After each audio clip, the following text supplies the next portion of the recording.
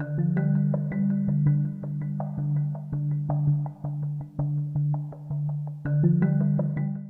know, Vatsyayana, when he wrote the Kama Sutra, he says at the start of the Kama Sutra, he says that physical love, trade and commerce, and social values, dharma, are the three essential pillars on which life should be built. What you probably don't know is that the Kama Sutra, the Arth Shastra, which is Chanakya's book on trade and commerce and kingship, and the Manusmriti, which is the book on social values and dharma, were actually all written at the same time as well. So the ancients actually understood how important physical love, sensuality, and pleasure were, how important it was to our lives. It's a narrative that we've lost in the meantime. Anyway, by the time I got to this point, I got super excited because I thought, ab is pe paper likhenge. I'm going to write a whole new theory on this. Then I discovered that somebody had gotten there before me. That it had already been started. It was, there's a French economist called Georges Bataille, not is, he's dead now. He died in July 1962. I was born in August 1962, so I think he gave me the baton so I could carry it on. So anyway, Georges Bataille writes a book called The Accursed Share, where he talks about every country making a profit. So every economy makes a profit. The profit is then reinvested, except for a little part of the profit which cannot be reinvested, for whatever reason. There's always a little part that can't be. This part becomes luxury. Luxury money is spent like luxury. It's spent with lavishness. All the rest of the economy is made with sweat and blood. It's spent with sweat and blood.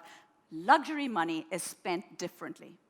And he says that this money gets spent either on the arts, lavishly, full-fledged, and eventually into the erotic arts, because it's getting more and more lavish, or it gets spent on war, all-out, catastrophic war. And it depends on the culture how they choose to spend it. I'm going to take you through a little tiny history of the world. In 325 AD, the Ecumenical Council of the Catholic Church is set up. The Ecumenical Council of the Catholic Church is like the basis which gives all of the rules to basically all of Christianity. It's like the Akal Takht for Sikhism. This is the Ecumenical Council.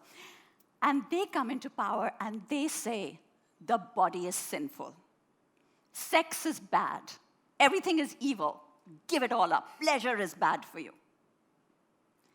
Across the oceans, sitting on the banks of the river Ganges at almost the same time, is Vatsyayana writing the Kama Sutra, the book about how to have more pleasure, because Vatsyayana says we are not animals.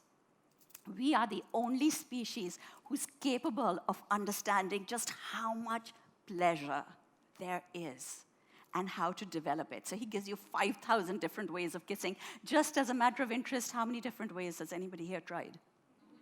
No? Anything? Okay. There are 5,000 different ways of kissing. I mean, he goes into it. You have to hear about it. I will tell you a little bit if I have the time.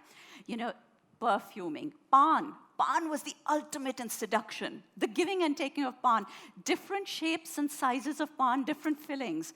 It was like they didn't have text messages in those days. And so you exchanged pan to give love messages. It's all very exciting, and it's all about refining the pleasure so you can get more and more arousal, more and more excitement. 342 AD, the Ecumenical Council they passed their first law banning oral and anal sex. Vatsyayana is still writing the Kama Sutra. He's also debating oral sex, but for slightly different reasons, because he says people don't do it properly. So he's actually giving a list of how it should be done, because he says if it's done badly, it can be bad for the health.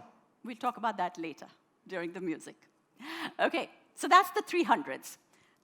Fast forward to the 400s. In the 400s, in Europe, things are very bad. There are droughts, there's famine, there's floods, there's wars. The Council of the Catholic Church says It's because the Roman emperors, because their unbridled lust, God is punishing them for all this lust, for all this sex. Across the oceans, somewhere in the region of Orissa, there is a kingdom that has had a drought for 3 years. This is the 3rd year that there is a famine over here. And the king is a very devout man. He's very good. He gives lots and lots of money to holy men, to rishi munis. All the rishi munis have come and made their ashrams in his forests. And yet the drought continues, and he's very worried. Because now, if the drought continues, the borders will become unsafe. Once the borders become unsafe, who knows what happens? So he needs the rains to come. So finally, they send for the sage Kunal, a rishi called Kunal, who was known as the wet sage because he could bring rain. So sage Kunal turns up, and he looks around, and he says, the problem is there hasn't been enough sex in this kingdom. All the rishi munis have come and sat down, and they're burning up the earth with their asceticism. We need more sex. And so he has a 3-day festival of love, where courtesans are brought from all the other kingdoms. This festival takes place, and ladies and gentlemen, the rains came. After 3 days, the rains came.